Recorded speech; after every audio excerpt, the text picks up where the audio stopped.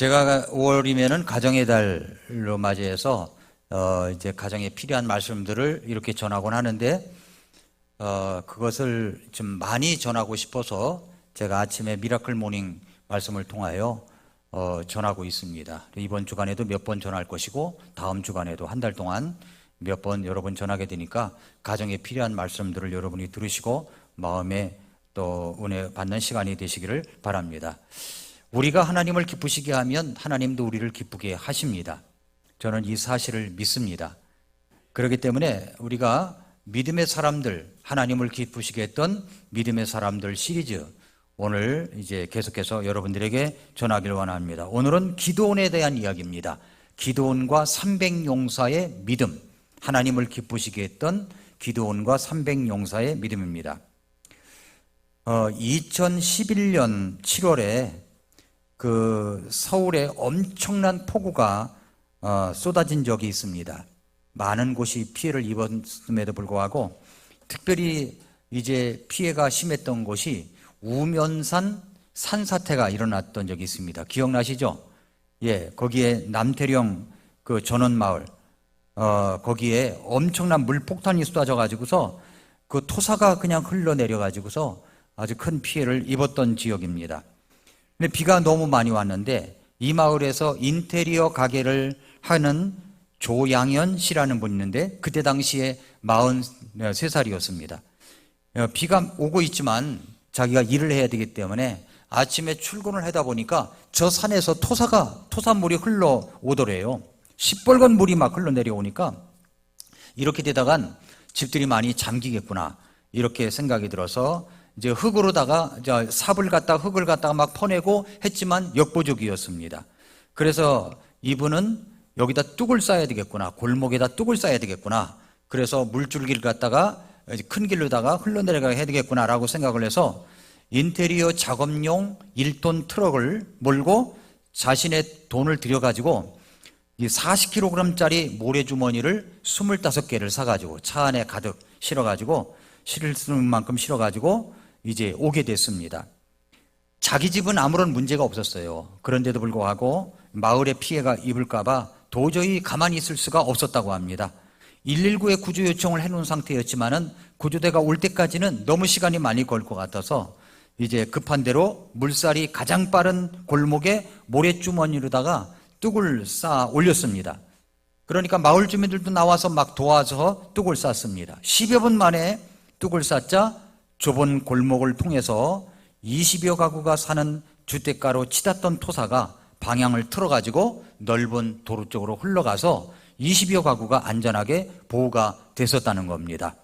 그뿐만 아니라 이제 뚝이 완성되니까 119 구조대가 왔는데 소방관들이 말하기를 그분이 그렇게 뚝을 쌓지 않았다면 20여 가구가 완전히 토사물에 잠기게 돼가지고 피해를 입었을 것이다라고 이야기를 했습니다. 그분은 하루 일을 해야만 먹고 사는 사람인데 그런데 그 일을 마다하고 이제 그 사람들을 구한 것입니다. 같은 전원마을에서 또 20년 넘게 사는 두 가족을 구해서 마을 사람들로부터 박수를 받은 분도 있어요. 보니까 이제 토사가 집을 덮치자마자 집 밖으로 탈출을 했는데 반지하방에 살고 있는 두 가족이 생각이 나더래요. 그래서 토사물이 반지하방으로 흘러 들어가고 있는데 거기에 문을 두들겨 가지고서 그 토사물이 막 흘러 방 안으로 들어가는 건데 문을 억지로 열어 가지고 그 사람을 구해냈고 또 옆에 10대 저 두 명이 있었는데 그 옆방에도 토사물이 목까지 찼는데도 불구하고 거기 들어가서 구해내는 그런 사람도 있었습니다. 그래서 이렇게 사람들을 구한 사람들이 있었습니다. 제가 몇 달 전에 저희 집사람과 함께 영웅이라는 영화를 본 적이 있습니다. 안중근 독립투사의 모습은 정말 영웅이 아닐 수가 없어요. 영웅이란 단어의 뜻을 살펴봤습니다. 의급하고 위험한 상황 가운데서도 불구하고 자신의 안위를 돌보지 않고 사람들을 살려내는 사람, 이런 사람이 바로 영웅입니다. 안중근 및 독립투사들은 나라를 구한 영웅이었죠. 그런데 저는 이 남태령 전원마을에서 사람들을 구하고 마을을 구한 이 사람들을 정말로 영웅이다, 작은 영웅이다 이렇게 부르고 싶었습니다. 사람들은 시간이 가면서 그런 일들을 잊지만 그 가운데서 자신의 목숨을 건진 사람들은 평생을 가도 그 장면을 잊을 수가 있을까요? 잊을 수가 없을 것입니다. 이들은 영웅들이었습니다. 자신이 할 수 있는 위치에서 최선을 다해서 사람들을 살려낸 사람들, 이런 사람들이 바로 영웅이라고 하는 겁니다. 히브리서 11장 32절에서 믿음의 거장들을 이야기하다가 갑자기 한 줄로 여러 사람을 한꺼번에 이야기하죠. 내가 무슨 말을 더 하겠느냐? 기드온과 바락과 삼손과 입다와, 이 사람들은 사사기에 나오는 인물들이죠. 또한 다윗과 사무엘과 대언자들에 관하여 말하려면 내가 시간이 부족할 것이다 라고 얘기를 합니다. 기드온의 믿음에 관해서 기드온 이름 하나 딱 나오지만은, 믿음 사용 설명서에 딱 이름 하나 나오지만은 그 내용을 살펴보려면 사사기 6장부터 8장까지를 봐야 됩니다. 사사기 6장부터 8장까지는 이스라엘 사사 중에, 재판관 중에 기드온에 관한 이야기가 나옵니다. 기드온은요, 시골에서 아주 볼품없는 사람이었지만 하나님께서는 그를 중심으로 300명의 용사들 팀을 만들어 가지고 미디안 군인 13만 5천 명을 물리친 그런 놀라운 사건이 사사기 6장부터 8장까지 기록되어 있습니다. 이스라엘 백성들은 하나님 앞에 범죄를 저지릅니다. 그러다가 미디안 족속에게 7년 동안 압제를 당하게 되었습니다. 하나님을 잘 믿고 섬길 때는 우리가 별일이 일어나지 않아요. 평범한 일상의 평안이 있습니다. 이스라엘 백성들은 그 평안 있다가 갑자기 두려움, 심판, 회개, 이렇게 반복되는 악순환의 사이클을 반복하고 있었던 민족이 이스라엘 민족이었습니다. 그런데 여기 기드온 시대에 이스라엘 백성들이 하나님 앞에 또 평안한 생활을 하다가 범죄를 저지르니까 하나님께서 미디안의 손에 붙여가지고 7년 동안 압제를 받게 했다는 겁니다. 사람은요, 일상의 평안을 지내다 보면은 지루해하는 것 같아요. 평안하면. 그래서 또 착각하는 것이 뭐냐면, 그런 평안이 올 때 마치 그 평안이 자신이 잘했기 때문에 오는 평안이라고 착각하기가 쉽습니다.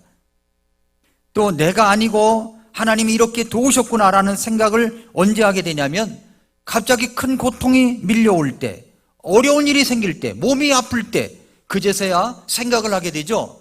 야, 이것이, 이 평안이 하나님께서 주셨던 평안이구나 라는 것들을 깨닫게 됩니다. 일상의 평안을 누리고 있는데 일상의 평안을 자기가 잘해서 그렇게 된 줄 착각할 때가 많다는 겁니다. 그렇게 일상의 평안이 계속되다 보면은 어떤 생각이 드냐면, 믿음을 멀리하고 말씀을 멀리하고 예배를 멀리하고 교회를 멀리하게 됩니다. 그러면 갑자기 밀려오는 게 있죠. 주변이 소란스러워지고 갑자기 몸에 고통이 오고 집안에 어려움이 오고, 그렇게 그런 것들이 마치 토사가 산에서 밀려오는, 내 집에 밀려오는 것처럼 그렇게 밀려오게 된다는 겁니다. 그때서야 정신을 바짝 차립니다. 아, 이게 하나님의 사랑이 있었고 하나님의 은혜가 있었기 때문에 내가 평안할 수 있었구나. 그런데 내가 착각했구나. 이런 생각을 갖게 되죠.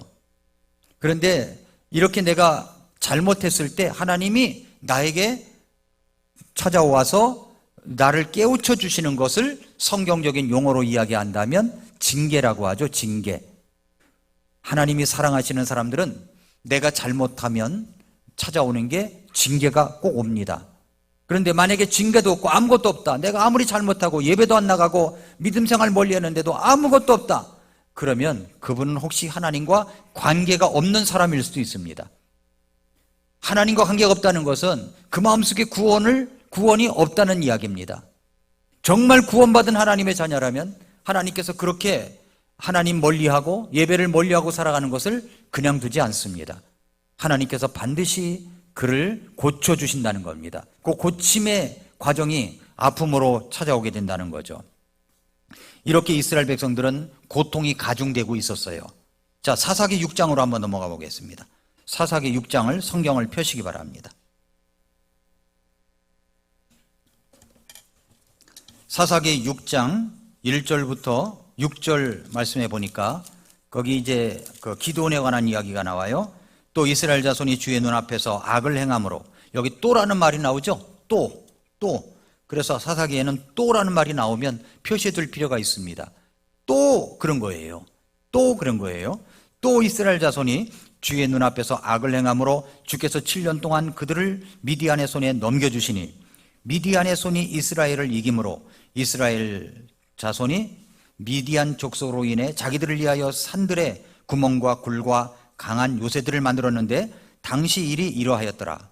이스라엘이 씨를 뿌린 뒤에 미디안 족속과 아말렉 족속과 동쪽 자손들이 올라오되 바로 그들이 저들을 대적하러 올라와서 저들을 대적하여 진을 치고 내가 가자로 갈 때에 보는 땅에 소출을 멸하여 이스라엘을 위해 양식을 남기지 아니하며 양이나 소나 나귀도 남기지 아니하였으니 이는 그들이 자기들의 가축과 장막을 가지고 올라오되 메뚜기같이 많이 왔기 때문이요 또 그들과 그들의 낙타들이 다 수도 없이 많았기 때문이더라. 그들이 그 땅에 들어와 그 땅을 멸하라 하였으므로 이스라엘이 미디안 족속으로 인해 심히 궁핍하게 되매 이스라엘 자손이 죽게 부르짖었더라 라고 이야기를 합니다. 이스라엘 백성들이 정말로 뭔가 농사를 지으려고 하면 적군들이 올라와서 다 씨를 말려버리고 다 가져가 버렸다는 거죠. 그러니까 너무 고통이 심하니까 하나님 앞에 회개하고 이스라엘이 하나님께 부르짖었다는 이야기입니다. 여러분, 궁핍해 봐야 이스라엘 백성들이 부르짖는 모습을 볼 수가 있죠. 궁핍해 봐야 하나님께 부르짖습니다. 어쩜 우리들 모습과 똑같습니까? 그렇게 놀라운 것은 반복되고 습관적인 죄를 저지르고 회개하면 그러면 좀 얄미울 것 같은데 하나님께서는 신기하게도 죄를 회개하면 그냥 한 번도 죄를 지지 않은 사람처럼 그렇게 우리를 대해 주신다는 사실입니다. 그래서 하나님께서는 이스라엘 백성들을 구할 지도자를 찾으신 겁니다. 우리 중에는 이렇게 고통 때문에 부르짖는 사람도 있고 그 고통받는 사람들을 구하는 사람이 있죠. 고통 때문에 부르짖는 사람이 있고 고통 속에 있는 사람을 구하는 사람이 있습니다. 우리의 인생 속에서 어떻게 남은 인생을 살아가야겠습니까? 저는 여러분들에게 고통 속에 있는 사람들을 구하는 사람들이 되어야 된다고 믿습니다. 우리의 자녀들이 어떤 인생을 살아가야 됩니까? 고통 속에서 부르짖기만 하는 사람이 아니라 고통 속에 있는 사람들을 구하는 사람들이 되어야 된다고 믿습니다. 오늘 본문에는 기드온이 나라를 구한 이야기가 나오죠. 기드온은 나라의 영웅이 됩니다. 여러분, 우리가 기왕 살다가 갈 인생이라면 나만을 위한 인생이 아니라 남을 위한 인생, 사람들을 구하는 영웅의 인생을 살아가야 하지 않겠습니까? 여러분, 정말 나쁜 사람이 누구냐면 나뿐인 사람이라고 말합니다. 이해가 되셨어요? 나쁜 사람이 누구냐면 나뿐인 사람이에요. 나만 아는 사람이에요. 나만 잘 살면 되고 이기적인 그런 사람이 나쁜 사람이라는 거죠. 여러분, 그렇게 나뿐인 사람으로 우리가 인생을 살아가야 되겠습니까? 아니면은 정말로 사람들이 고통 가운데 있는데 건져내는 사람으로 살아가야 되겠습니까? 이렇게 건져내는 사람을 뭐라고 하느냐? 영웅이라고 부르는 겁니다. 영웅. 다른 사람이 아니라 바로 그런 사람이 영웅이라는 거죠. 어떤 한 사람을 통해서 희생하고 또 섬기고 헌신해서 그 사람을 구원으로 이끄는 사람, 이런 사람들이 주님 앞에서 볼 때, 우리 주님께서 보실 때 영웅이라고 하는 겁니다. 어떻게 그렇게 영웅의 인생의 모습으로 살 수가 있습니까? 어떻게 살 수 있을까요? 오늘 기드온을 통해서, 기드온과 300용사를 통해서 세 가지만 말씀을 나누겠습니다. 첫째로, 부족한 인생도 쓰임받을 수 있다는 믿음이 있어야 됩니다. 자, 우리가 다 부족해요. 부족한 인생도 쓰임받을 수 있다, 이런 믿음이 있어야 되는 겁니다. 오늘 본문에 나오는 기드온은 어떤 사람이냐? 그의 배경을 보니까 사사기 6장 11절을 보십시오.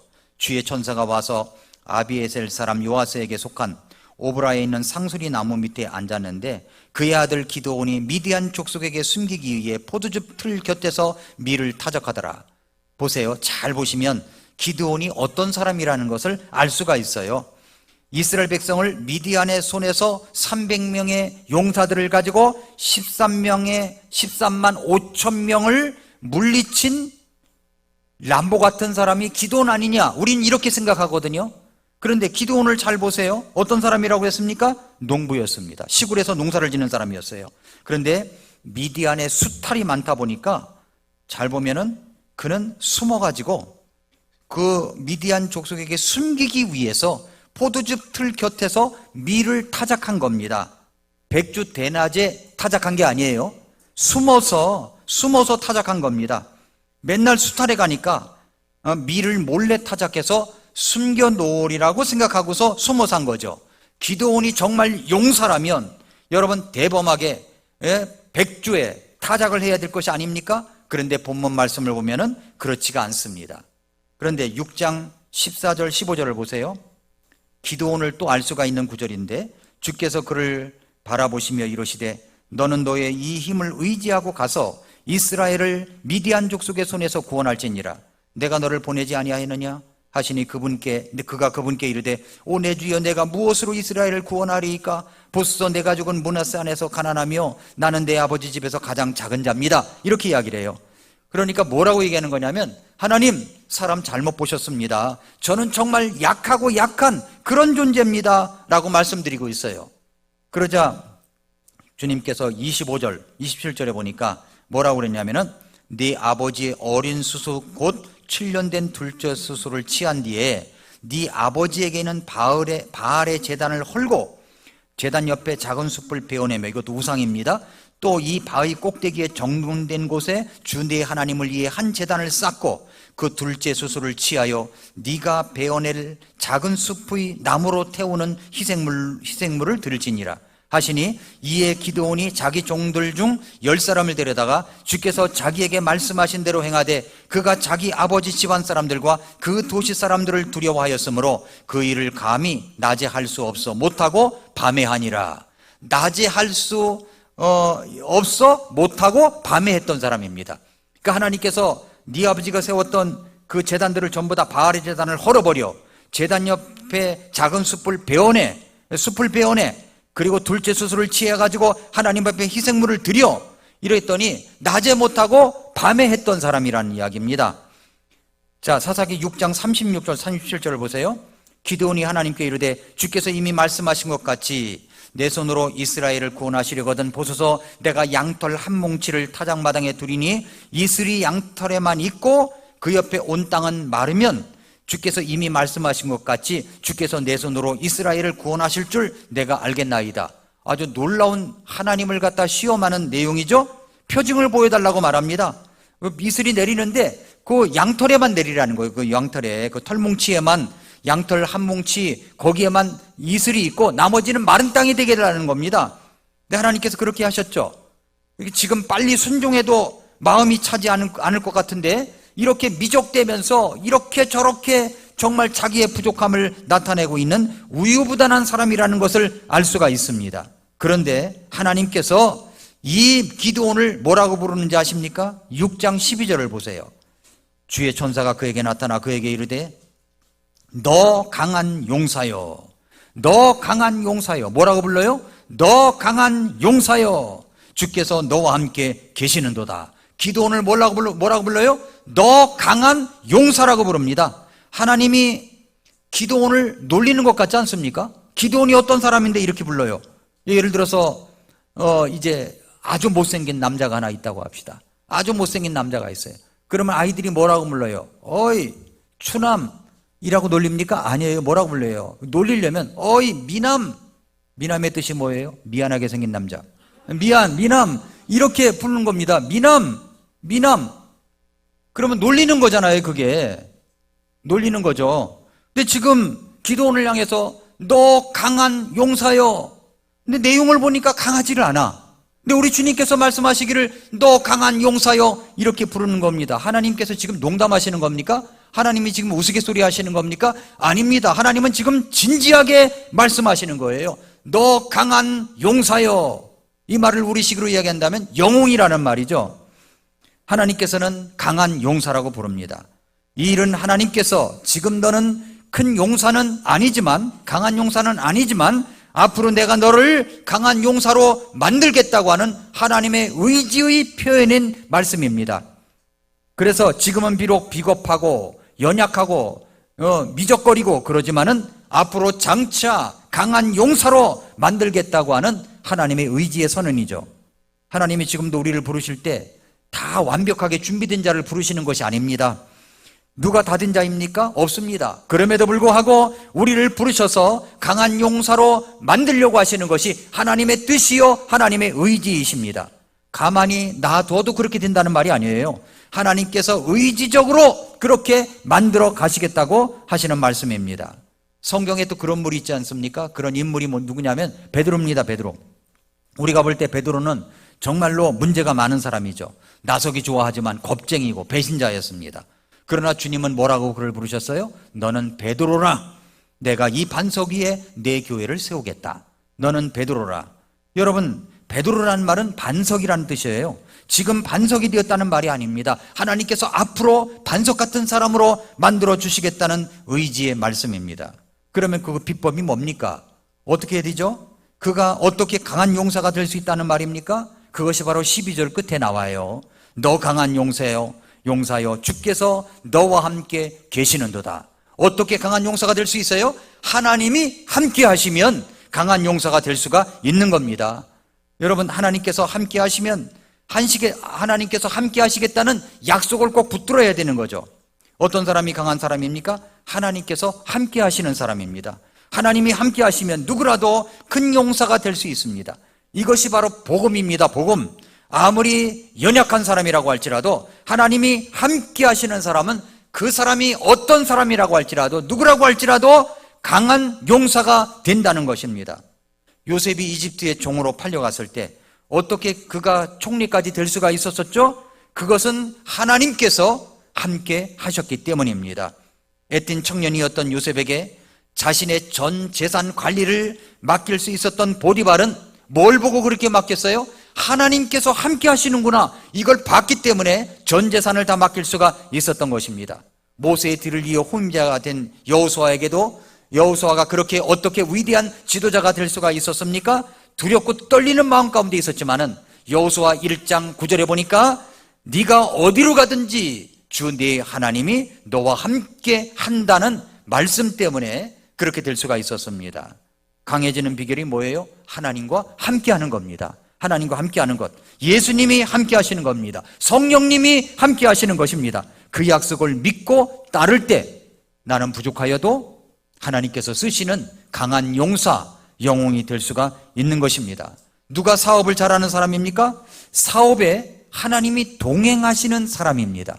하나님이 동행하시는 사람. 여러분, 어떤 사람이 능력 있는 선교를 하는 사람입니까? 하나님이 함께하는 것입니다. 어떤 사람이 능력 있는 그런 공부를 할 수가 있습니까? 그렇게 공부를 잘하는 비결은 바로 하나님이 함께하는 역사가 있을 때 공부도 잘하고 앞으로 잘할 수가 있는 겁니다. 우리의 싸움은 우리의 어떤 삶의 영역이든 예수님이 들어가시도록 하는 겁니다. 예수님이 들어가시도록, 예수님이 함께하는 거예요. 직장에서도 사업에서도 내 공부에도 그렇게 하는 것입니다. 가끔 제 동창들이 카톡도 오고 뭐 그렇게 하는데, 동창들 보니까 그 전교 1등 했던 애가 있어요. 전교 1등 했던 애. 항상 보면은 공부 안 하는 척 하고 있어요. 얼마나 얄미웠는지 몰라요, 저는. 안 하는 척 하고 있는 거야.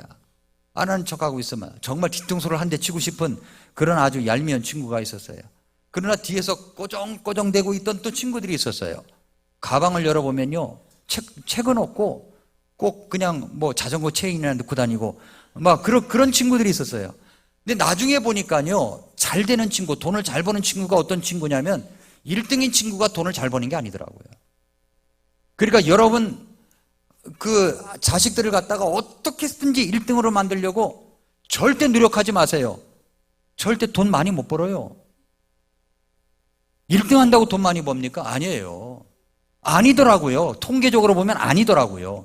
그런 사람도 있겠죠, 가끔 어쩌다가. 그런데 누가 정말 능력 있는 사람이 될 수 있느냐? 하나님이 함께 하시는 사람입니다. 하나님이 함께 하시는 청년들, 하나님이 함께 하시는 청소년들에게 미래가 있는 겁니다. 딱 보니까 정말 주님과 동행하려고 애쓰고 믿음으로 살려고 애쓰고 예배를 힘쓰려고 애쓰는 그런 사람들이 하나님이 쓰시는 사람이 될 수가 있는 것입니다. 믿으십니까? 내 식대로 살면 쫄짱 부릴 수밖에 없어요. 그러나 주님이 함께 하시는 삶을 살면 강한 용사로 살아갈 수가 있습니다. 여러분도 강한 용사로 살아갈 수 있습니다. 영웅으로 살아갈 수 있어요. 내가 부족하지만 부족한 인생도 쓰임받는다. 이런 믿음이 있으면 되는 겁니다. 두 번째로는 부족하지만 이성을 초월한 하나님의 은혜를 구해야 됩니다. 이성을 초월한다는 말에 여기다 집중해야 돼요. 이성을 초월하는 거예요. 6장 17절부터 24절 내용을 보면 기드온이 하나님께 말씀드리는 내용이 나와요. 나는 이대로 쓰임받을 수 있는 존재가 아닙니다.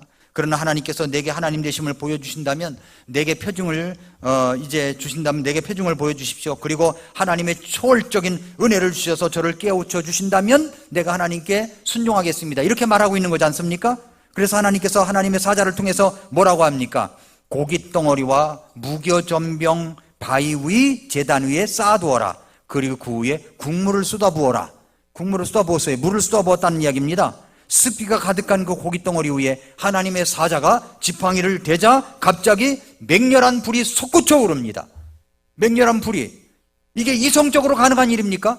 아니, 이제 지팡이를 두을 때 뭔가 부싯돌로 갖다가 팍 펴가지고서 휘발유나 이런 거에 석유에다가 그으면 불이 붙는 거지. 물을 갖다 붓는데 어떻게 불이 붙습니까? 이성적으로 우리가 생각을 할 수가 없는 거예요.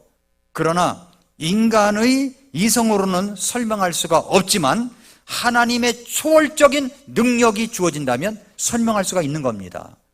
이건 인간의 이해로는 인간의 이성을 뛰어넘는 일이에요. 그 초월적인 은혜입니다. 초월적인 은혜.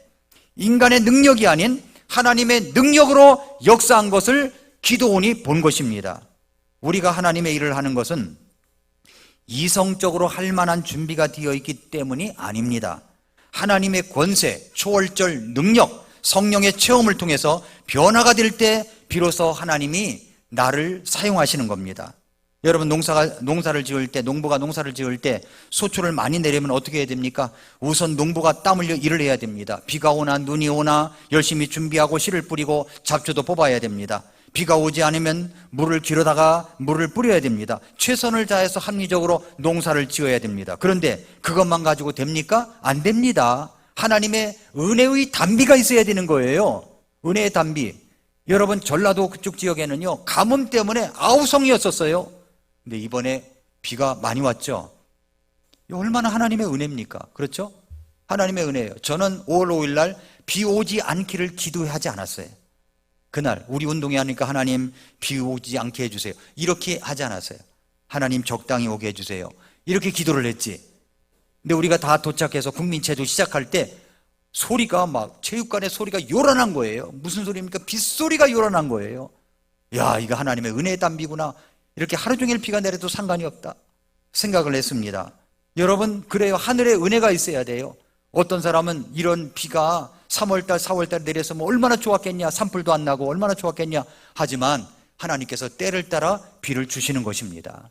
때를 따라 비를 주시는 거예요. 은혜의 단비가 있어야만 우리가 살 수가 있는 겁니다. 가뭄도 홍수도 하나님이 막아주셔야만 합니다. 이것을 뭐라고 합니까? 하늘의 은혜가 있어야 된다는 거죠. 하늘의 은혜가, 초월적인 은혜가 있어야 된다는 겁니다. 여러분 찬양대가 찬양을 할 때 잘할 수 있는 비결은 간단합니다. 능력 있는 좋은 지휘자의 지도 아래 연습을 잘하여서 부르면 됩니다. 부르면 돼요. 그러나 우리가 그렇게 부른다면 세상의 합창단과 다를 바가 없는 거예요. 대원들 한 분 한 분이 하나님의 은혜를 구하고 성령님의 능력을 구하고 간절한 마음으로 가사를 담아가지고 마음으로 정말 은혜로다가 부르면 그 은혜가, 하나님의 은혜가, 그 찬송을 통해서 은혜가 쏟아지는 거죠. 감동 있는 찬양이 될 수가 있는 겁니다. 학생이 공부 잘하는 것도 간단합니다. 밤낮없이 공부만 열심히 하면 되겠죠. 그런데 그것만 가지고는 안 돼요. 하나님의 초월적 권세로 성령의 은혜를 주실 때 잘할 수가 있는 거죠. 사업과도 돈 버는 것 간단합니다. 남 잠잘 때 자고 남들 쉴 때 열심히 사업을 연구해서 성실하게 사업을 몰두하면 그거면 됩니다. 그러나 그것만 가지고 됩니까? 성령의 능력과 은혜가 있어야만이 될 수가 있는 거예요. 우리의 이성적인 이해의 범위 안에 머물러 있으면 용장이 될 수가 없습니다. 합리적인 생각만 하면 초월하는 하나님의 은혜를 경험할 수가 없는 거예요. 하나님의 은혜를 경험해야 됩니다. 기드온 같은 겁쟁이가 어떻게 큰 용사가 될 수가 있어요? 강한 용사가 될 수 있었습니까? 하나님의 초월적인 능력을 구하는 겁니다. 능력을. 그랬더니 하는 말이죠. 물을 갖다 부었는데 불이 붙거나 양털의 뭉치에만 이슬이 있고 나머지는 마른 땅이 되게 해달라고 했더니 거기만 있고, 또 양털에는 물이 없고 다른 때는 이슬이 내리도록 해달라니까 그렇게 되지 않았습니까? 하나님의 초월적인 능력을 구하니까 하나님의 능력이 역사하게 된 것입니다. 그것을 통해서 기드온이 힘을 얻고 자기 같은 이 겁장이가 300명만 데리고 13만 5천 명을 미디안 군인을 물리친 역사적인 전쟁 스토리가 여기 사사기 6장부터 8장에 기록되어 있는 것입니다. 미국의 토크쇼 진행자 오프라 윈프리가 어느 날 방청객 중에서 11명의 사람들을 지명했습니다. 소위 이제 행운권 추첨을 한 거예요. 11명. 그래서 이제 뽑아내서 왔습니다. 행운권 추첨은요, 얼마나 마음을 설레게 하는지 몰라요. 근데 지난 우리 5월 5일 날 어린이날 행운권 추첨 1번으로 당첨된 사람이 누군지 아십니까? 저였어요. 저였어요. 얼마나 기뻤는지. 제 생에 이런 일이 없었어요. 이런 일이. 너무 기뻐가지고 정말 흥분한 나머지 너무 기뻤거든요. 근데 집에 가는데 우리 집사람이 저희 아내가 얘기하더라고요. 여보, 당신은 목사가 돼가지고 그걸 가지고 딴 사람을 양보하지 그러냐고. 그런데 저는 그럴 겨를이 없었어요. 너무 흥분된 거야. 이야, 이거 이렇게 행운권 추첨도 되고 하나님께서 금년 안에 나에게 놀라운 일들을 많이 보여주실 것 같아. 열어보니까 10,000원짜리 행운권이었어요. 어쨌든 간 이 당첨됐다는 사실이 이게 정말 놀라웠어요. 정말 깜짝 놀랐어요. 오프라 윈프리 쇼에도 이런 일이 벌어진 거예요. 11명을 나오라고 하더니 뽑아가지고 전부 다가 그 차량 남바가 번호가 쓰여져 있는 키를 다 나눠준 거예요. 그리고 여러분들이 나갈 때 그 번호가 되어 있는 차량을 갖고 가셔도 됩니다. 2,800만 원짜리 차량을 한 대씩 11명을 다 준 거예요. 이거 얼마나 놀랄 일입니까? 앞으로 이런 행운권 추첨이 있었으면 참 좋겠어요. 우리 교회에 놀라운 일이 벌어졌어요. 그런데 이제 오프라 윈프리가 그 다음 이야기가 놀랍습니다. 자, 여러분들에게 이제 모든 행운권이 들어있는 상자를 나누어 드립니다. 276명이 참석을 했는데 다 나눠준 거예요. 여기에 12번째 행운의 키가 들어있습니다. 이 마음이 원래 얼마나 설레겠어요. 이게 난가 해가지고서 이제 전부 다 설레는 마음이 있어서, 그래서 그 키를 들고 여러분이 그 키를 받게 되면 여러분이 차를 가져갈 수 있습니다 라고 하는 거예요. 276명이 마음이 설레가지고 막 어쩔 줄 몰라 하면서, 자, 상자를 열어보십시오 그래가지고 딱 열었어요. 그러면 12번 12번째니까 한 사람이 소리를 질러야 될 거 아닙니까? 그런데 이게 웬일이에요? 276명이 전부 다 소리를 지르고 난리가 난 거예요. 웬 그런가 했더니 276명 전원에게 다 차량을 준 겁니다. 와, 놀랍죠? 예, 이러니 우리가 들어도 막 내가 된 것처럼 그렇게 기쁩니다. 난리가 났어요. 근데 사실은 이러한 서프라이즈를 위해서 오프라 윈프리는 사전에 기도하면서 계획을 했답니다. 정말 차가 필요한 사람들에게 차를 한 대씩 선물해야 되겠다고 이렇게 기획을 한 거예요. 그리고 제너럴 모터스 회사를 찾아가서 설득을 했습니다. 내가 276명 정말 차가 필요한 사람을 모아 놓을 테니까 차량을 기증해 달라고 한 겁니다. 그래서 차량 기증을 받았대요. 그리고 276명이 선택된 것은 자기가 정말 차가 필요하다는 사연을 보내라는 겁니다. 사연. 그랬더니 어떤 노 부부가 사연을 보내왔는데 자기는 이 차량 키로수가 64만 킬로미터를 탔다는 거예요. 64만 킬로. 엄청나죠? 64만 킬로를 탔는데 더 이상 이제 탈 수가 없을 정도가 됐다는 사연에, 자기 엄마가 이제 이쪽 저쪽에 알바를 해가면서 돈을 벌고 있는데 차량이 있었으면 참 좋겠는데 차량이 없다 보니까 너무 힘들다고 차량이 있었으면 좋겠다는 사연과 함께 보내온 사람들, 이렇게 해서 270명을 모집을 해서 뽑은 겁니다. 다 오게 앉힌 거죠. 그리고 모든 사람에게 차량을 주게 된 것입니다. 이날 쇼의 제목이 뭔지 아세요? 뭐냐면은 아무리 터무니없는 꿈이라도 간절히 소망하면 반드시 이루어진다예요. 아무리 터무니없는 그런 어떤 꿈이라도 간절히 소망하면 이루어진다. 이런 꿈입니다. 저는 터무니없는 꿈을 많이 꿔요. 지난 5월 5일도 체육관을 딱 보는 순간 내가 그리던 체육관이 거기가 있는 거야. 하나님, 우리 교회에 이런 체육관이 있어야 되겠습니다. 그래서 몇몇 분하고 나눴어요. 예배당 지으면 꼭대기에다 이걸 지을 수 있냐. 예, 지을 수 있는 겁니다. 누가 들으면은 우리 집사람이 그래요. 당신 이야기를 들으면 누가 미쳤다고 할 것 같다고. 터무니없는 꿈이에요. 터무니없는 꿈. 아무리 터무니없는 꿈이라도 간절히 소망하면 이루어집니다. 믿습니까? 터무니없는 꿈이 뭐예요? 목록이 있으세요? 목록이 있습니까? 그러나 여러분, 이런 일반 세상 사람들과는 달리 하나님의 백성은 어떠냐면은 초월적인 사랑으로 우리를 사랑하셔서 예수 그리스도를 보내주신 하나님의 사랑은 우리에게 초월적인 은혜를 주시고 경험을 갖게 하신다는 겁니다. 그렇습니다. 그렇기 때문에 부족한 인생도 그렇게 쓰임받을 수가 있는 겁니다. 그렇기 때문에 부족한 하나님의 초월적인 은혜를 구하는 믿음이 있어야 되는 겁니다. 이런 믿음이 있을 때 아무리 터무니없는 것이라고 할지라도 이루어질 줄 믿습니다. 마지막 한 가지입니다. 마지막 한 가지는 뭐냐면 부족하더라도 하나님의 말씀에 귀를 기울이는 사람들을 주님께서 쓰십니다. 하나님은 부족하더라도 준비하는 사람, 또 부족하기 때문에 하나님의 말씀에 더욱 귀를 기울이는 사람, 내가 부족하다고 생각하기 때문에 하나님의 능력을 더 의지하는 사람들, 이런 사람들을 하나님께서 쓰시는 겁니다. 사사기 7장 3절에 보니까 그러므로 자 이제 백성의 귀에 선포하여 말하기를 누구든지 두렵고 무서운 자는 길르앗산에서 일찍 떠나 돌아가라 하시니 백성 중에서 22,000명이 돌아갔고 10,000명이 남았더라. 이게 무슨 소리냐면은 자, 우리가 미디안 족속과 싸워야 됩니다. 싸우기 원하는 사람 모이십시오. 그랬더니 32,000명이 모인 거예요. 32,000명이. 32,000명에다 대고서 이야기하기를 여러분 중에 두렵고 떨리는 사람이 있습니까? 이런 사람은 돌아가십시오. 그랬더니요, 몇 명이 돌아갔어요? 22,000명이 돌아갔어요. 22,000명이. 몇 명이 남았습니까? 10,000명이 남았죠. 10,000명이.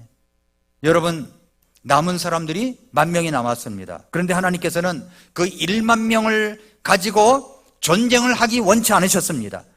예, 이것이 하나님의 전쟁의 기본 개념이에요. 하나님의 전쟁은 숫자에 있지 않습니다. 하나님의 전쟁은 질적인 싸움이에요. 하나님의 전쟁은 숫자가 떼거지로 온다고 해서 이기는 싸움이 아니에요. 하나님의 싸움은 바로 질적인 싸움이에요. 하나님께 헌신된 믿음의 사람들이 있을 때 그것이 이기는 겁니다. 수에 관계없이 우리는 승리할 수가 있는 겁니다. 하나님께서는 적군의 엄청난 군대 앞에 마음이 짓눌린 자, 두려워하는 자는 떠나라고 하십니다. 하나님은 두려움에 떠는 사람들, 믿음이 없는 사람들은 떠나라는 겁니다. 두 번째, 기드온에게 말씀하셨습니다. 이번에는 군사적인 능력을 테스트하는 시험이었습니다. 전부 물가로 달려가서 물을 먹으라는 겁니다. 물가로 달려가서 물을 먹어라. 그랬더니 이제 10,000명이 전부 다 달려들어가지고 물가에 가서 이제 물을 먹는데, 물을 먹는 것이 이제 7장 4절부터 6절에 보면은 그 내용이 나와요. 어떤 사람이냐, 손으로 떠가지고 핥아먹는 사람이 있었어요. 또 어떤 사람은 앉은 자세로 무릎을 꿇고 머리를 쳐박고 물을 떠서 먹는 사람이 있었어요. 또 선체로 허리를 굽혀서 손으로 물을 떠서 먹는 무리들이 있었습니다. 성경은 손으로 움켜쥐고 물을 핥아먹는 사람만 뽑으라고 했습니다. 그 사람들이 300명이었다는 거예요. 나머지는 아니라는 겁니다. 무슨 말이냐면은 고대 사회의 전쟁은 기습전이 많은데, 기습 공격이 많은데 적군은 상대방이 가장 편안할 때 기습 공격을 하는 것입니다. 그런데 넙죽 엎드려가지고 머리를 쳐박고서 막 물을 벌컥벌컥 마시는 사람들, 이런 사람들은 아니라는 거죠. 물을 떠가지고 핥아먹으면서 쳐다보고, 핥아보면서 쳐다보고, 이렇게 사방을 두리번거리면서 물을 핥아먹는 거죠. 왜냐하면 언제 적군이 쳐들어올지 모르니까 그렇게 방어를 하면서 먹는 거죠. 머리를 갖다가 그냥 쳐박고서 물을 먹으면 적들이 오는지 안 오는지 모르잖아요. 그런 사람을 다 떠나보냅니다. 그리고서 300명만 남깁니다. 여러분, 하나님께서 쓰시는 사람을 잘 관찰해 보면요, 내가 돈 좀 있기 때문에, 내가 뭔가 가지고 있기 때문에 이런 사람은 쓰시지 않는다는 것을 우리는 알 수가 있습니다. 내가 은사가 많기 때문에 쓰시는 게 아니에요. 세상에서 성공한 사람이기 때문에 쓰시는 것이 아닙니다. 비록 연약하고 보잘것없다고 할지라도, 세상 사람들 눈에는 못나게 보일지라도 하나님이 보실 때 온전히 헌신되어 있다면 그런 사람을 하나님께서 쓰시는 겁니다. 영적으로 깨어있는 자라야 쓰는 겁니다. 겸손히 준비하고 있는 자인 것입니다. 수시로 하나님의 말씀에 귀를 기울이고 그 말씀대로 살아가고 하는 자들, 이런 사람들을 하나님이 쓰시는 거죠. 그래서 전쟁에서 승리할 때 우리가 했다는 것이 아니라 하나님께서 하셨습니다, 이렇게 말할 수 있는 사람들, 이런 사람들을 하나님께서 쓰시는 겁니다. 하나님이 말씀하시면 순종하는 겁니다. 그러기 위해서 주님이 말씀하시면 확신을 가지고 나아갈 때 승리할 수가 있는 것입니다. 믿음이 있을 때 이길 수 있는 거죠. 싸움의 승패는 주님이 말씀하시면 그 말씀을 믿는 확신에 근거하는 것입니다. 사랑하는 성도 여러분, 히브리서 11장 6절에 말씀하셨습니다. 그러나 믿음이 없이는 하나님을 기쁘게 할 수 없나니 그분께 가는 자는 반드시 그분께서 계시는 것과 또 그분께서 부지런히 자신을 찾는 자들에게 보상해 주는 분이시라는 것을 믿어야 하느니라. 이런 사람을 하나님이 쓰십니다. 하나님을 기쁘시게 한 믿음의 영웅, 기드온과 300용사의 믿음이 저와 여러분의 믿음이 될 수 있기를 축복합니다. 저는 하나님 앞에 정말 교회가 엄청나게 커져서 수천 명, 수만 명이 모이는 그런 교회를 생각하진 않습니다. 적은 인원이라도 기드온의 300명의 용사들처럼 정말 이런 사람들이 똘똘 뭉쳐서 하나가 되어 있는 교회, 그래서 예산만큼은 수십억, 수백억이 될 수 있는 교회, 그리고 세상을 향해서 세계 선교를 위하여 큰 능력을 베풀며 선한 능력을, 선한 영향력을 끼칠 수 있는 교회, 그런 교회가 되기를 원합니다. 예수님 안에서 승리할 수가 있습니다. 주님이 우리에게 그것을 주기 원하십니다. 믿음을 갖고 있었던 기드온과 300용사의 믿음처럼 우리도 그렇게 할 수가 있습니다. 부족하지만 쓰임받을 수가 있습니다. 부족하지만 주님의 초월적인 능력을 구하면 됩니다. 부족하지만 주님께서 말씀하시면 순종하면 그렇게 믿음의 사람, 믿음의 영웅으로 살아갈 수 있습니다. 저와 여러분들이 그런 믿음의 용장들이 될 수 있기를 축복합니다. 기도하겠습니다. 이 시간 머릿속에서 기도하겠습니다. 이 시간 머릿속에서 기도할 때 우리 하나님 앞에 기도하는 시간을 갖겠습니다. 사랑하는 성도 여러분, 이 땅에 살아가면서 고통 때문에 부르짖는 사람이 되겠습니까? 아니면 구하는 사람이 되겠습니까?